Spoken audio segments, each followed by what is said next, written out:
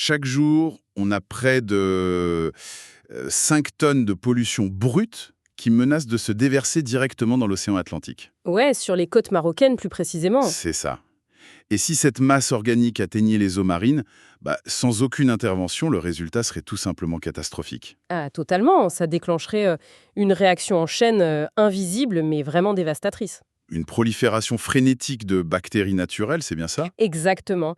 Des bactéries qui, en fait, pour digérer cette pollution, vont consommer la quasi-totalité de l'oxygène dissous dans l'eau.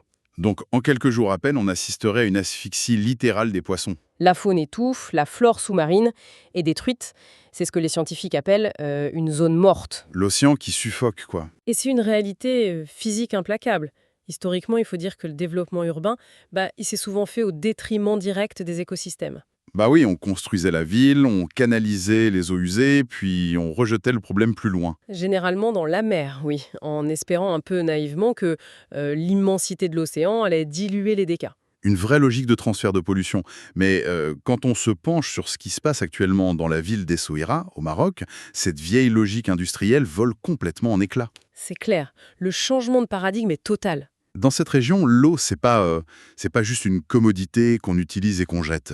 C'est le socle d'une tradition séculaire, une vraie ressource vitale face à un climat qui est très exigeant. Tout à fait.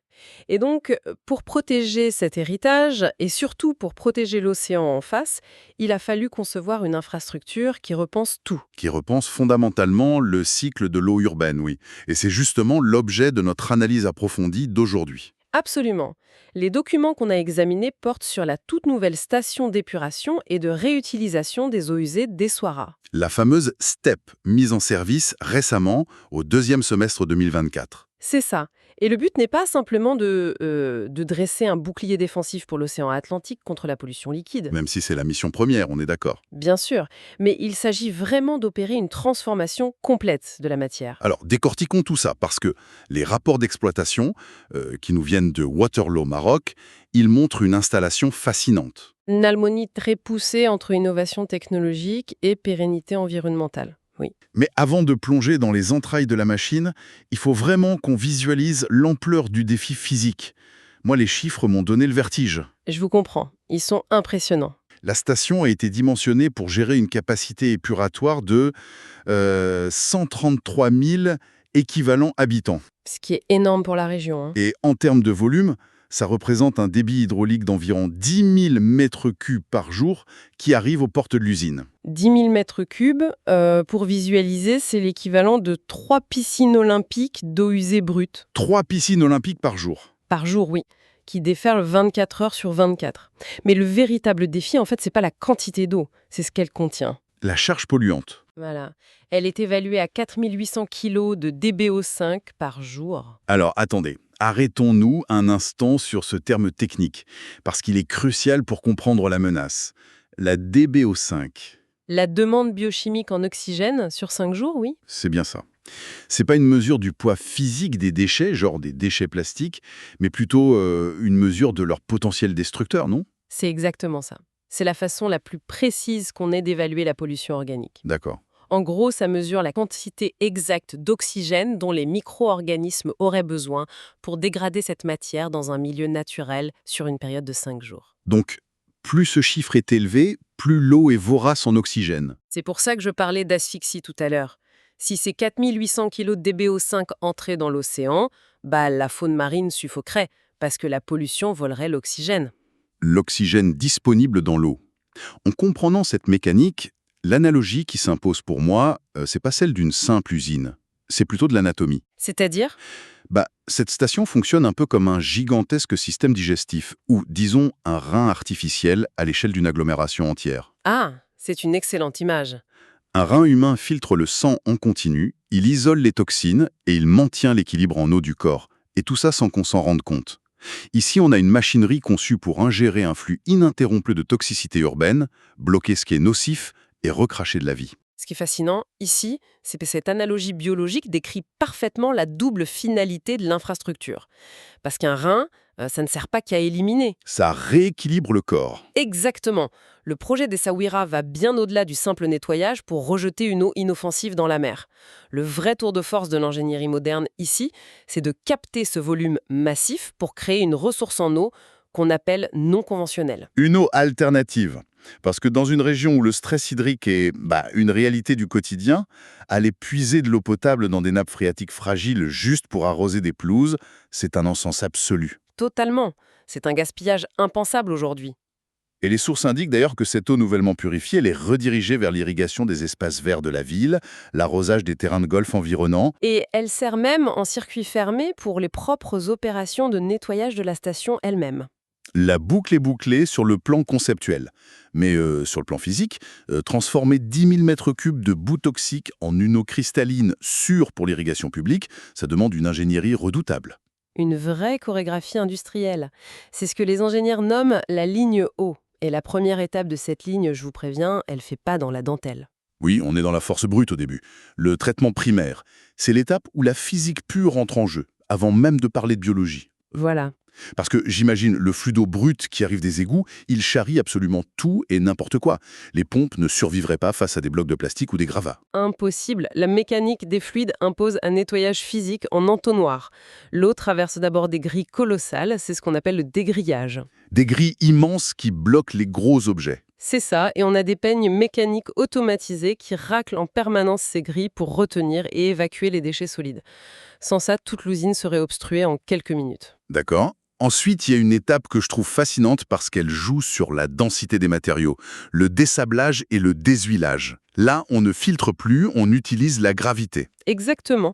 On fait ralentir considérablement l'eau dans des bassins spécifiques. Les particules minérales lourdes, comme les sables et les graviers arrachés aux routes, vont sédimenter. Ils tombent lentement au fond. Voilà, au fond du bassin, d'où ils sont pompés.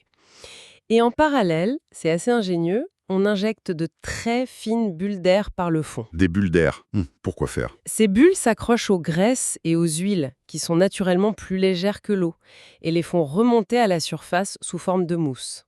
Intéressant. Et ensuite, des racleurs de surface viennent écumer cette couche d'hydrocarbures et de graisse. Ok, donc là, on a retiré tous les obstacles physiques. Ce qui nous reste, c'est une eau visuellement débarrassée de ses débris. Mais elle contient toujours cette fameuse charge polluante invisible, non? Exactement. Nos fameux 4800 kg de DBO5 sont toujours là, sous forme de matière organique dissoute. Et c'est là que la station opère son changement de paradigme. On range la mécanique et on fait appel au vivant. Le cœur du réacteur, c'est le traitement secondaire. Le procédé biologique, oui. Les sources parlent d'un procédé par, je cite, « boue activée à faible charge ». Et c'est là que réside le véritable génie de l'épuration moderne. Plutôt que de saturer l'eau de produits chimiques qui généreraient d'autres problèmes environnementaux, on délègue le travail à la nature. Aux bactéries. Tout à fait. Dans d'immenses bassins d'aération, l'eau usée est mélangée à cette boue activée. Le terme boue est un peu trompeur, d'ailleurs. C'est pas de la boue de terre. Non, c'est un bouillon de culture extrêmement dense. Une armée super concentrée de bactéries aérobies et de micro-organismes. Et ces bactéries ont extrêmement faim. La pollution dissoute dans l'eau, c'est littéralement leur nourriture. Elles vont absorber le carbone, l'azote, le phosphore pour se multiplier. C'est leur festin quotidien. Mais il y a un détail technique qui m'intrigue dans le nom. Pourquoi faible charge? Si on a des tonnes de pollution, on ne devrait pas y aller à forte charge pour que ça aille plus vite. Ah, c'est un choix d'ingénierie très délibéré. La faible charge, ça détermine l'efficacité redoutable du système. Ça signifie que le ratio entre la quantité de nourriture, donc la pollution, et la quantité de bactéries est maintenu très bas. Donc on affame volontairement les bactéries. Précisément.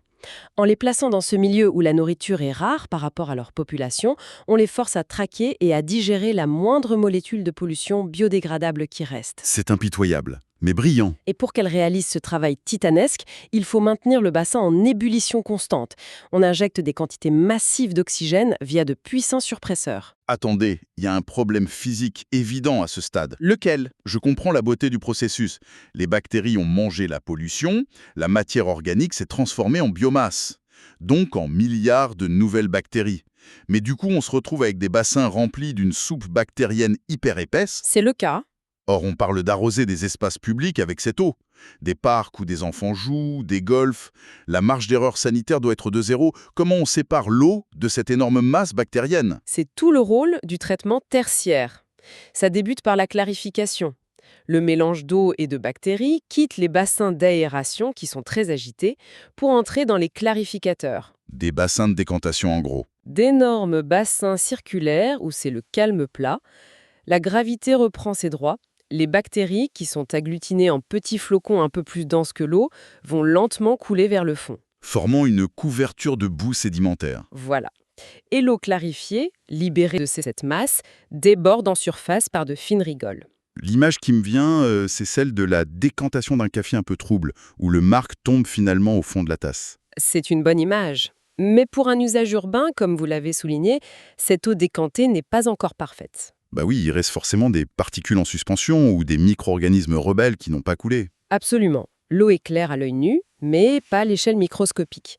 Elle passe donc par une étape de finition. D'abord, une filtration sur des lits de sable extrêmement fins. Ça reproduit un peu le travail naturel des couches géologiques pour l'eau de source, non? Exactement. Le sable piège mécaniquement les ultimes matières en suspension.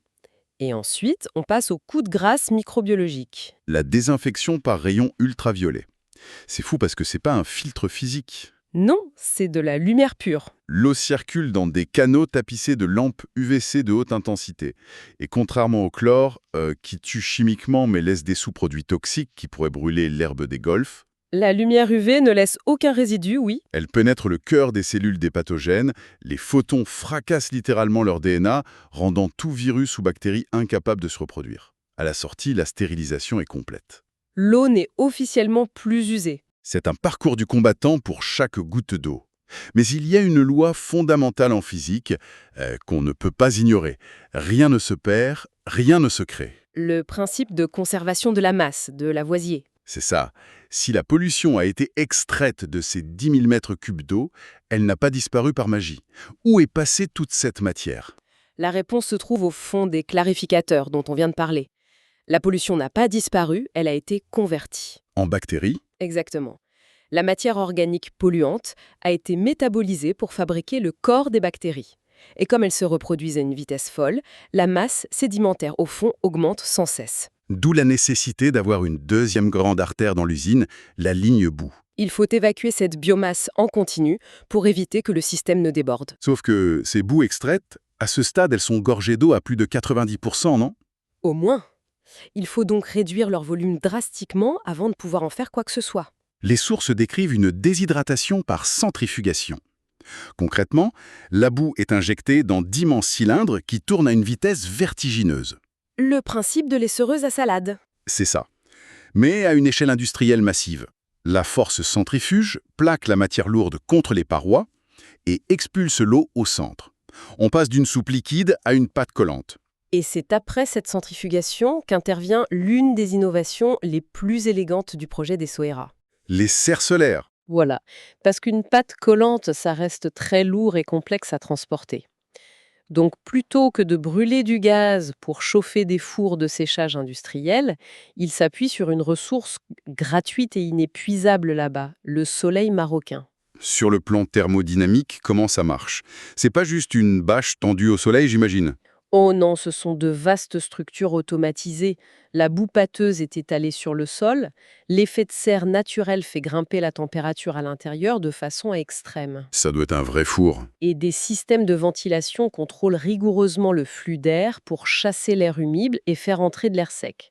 En parallèle, on a des retourneurs mécaniques. Des sortes de petits robots agricoles sur rail. C'est tout à fait ça. Ils brassent continuellement la boue pour exposer de nouvelles surfaces au soleil et surtout empêcher la fermentation. Et le but, c'est d'atteindre ce qu'on appelle un taux de siccité de 75%. Oui, on évapore l'eau jusqu'à ce que la matière soit solide à 75%. On passe donc d'une pâte visqueuse à des sortes de granulés de terre sèche presque inertes. Mais attendez, l'éléphant dans la pièce est énorme ici. Je vous écoute. On concentre les résidus organiques de 133 000 personnes. On extrait cette biomasse, on la passe à la centrifugeuse et on l'étale dans de gigantesques serres chauffées à blanc par le soleil. C'est le procédé, oui. Scientifiquement parlant, la décomposition thermique de cette matière, ça devrait générer des gaz sulfureux. L'odeur devrait être insoutenable à des kilomètres à la ronde. Comment cette usine évite de devenir le pire cauchemar olfactif de la région? C'est l'objection majeure à laquelle se heurtent systématiquement ces infrastructures. Vous avez raison, la dégradation libère de l'hydrogène sulfuré, des mers captant de l'ammoniac, des gaz volatiles et nauséabonds. Et comment ils gèrent ça? Le projet d'Essaouira n'a pas cherché à masquer les odeurs avec des parfums. Ils ont intégré une troisième architecture complète, la ligne de traitement de l'air vicié. Ah, ils traitent l'air comme ils traitent l'eau. Avec la même philosophie symbiotique, la première étape, c'est le confinement absolu. Tous les ouvrages critiques, des égouts bruts aux serres de séchage, sont placés sous dépression. Sous dépression, donc l'air ne peut pas sortir, il est aspiré vers l'intérieur. De puissants ventilateurs aspirent l'air en continu pour empêcher la moindre molécule odorante de s'échapper dehors. Et cet air chargé de gaz malodorants est canalisé vers des unités de désodorisation. Des gros filtres à charbon. Non, et c'est là que c'est brillant, ce ne sont pas des filtres chimiques, ce sont des biofiltres. Laissez-moi deviner. Encore des bactéries? Précisément. L'air vicié est forcé de traverser d'épais lits de matériaux poreux organiques, comme des fibres de bois ou de la tourbe, et ce substrat sert d'habitat à de nouvelles souches de bactéries. Totalement différentes de celles de l'eau, j'imagine. Oui, des micro-organismes spécifiques qui, eux, se nourrissent de l'hydrogène sulfuré et des composés malodorants. Quand l'air traverse, elle capture les molécules responsables des odeurs et les métabolise. Elles mangent littéralement l'odeur. C'est de l'ingénierie biologique de haute voltige. D'un côté, on a une famille de bactéries qui dévorent la pollution liquide, de l'autre, une armée qui digère la pollution gazeuse.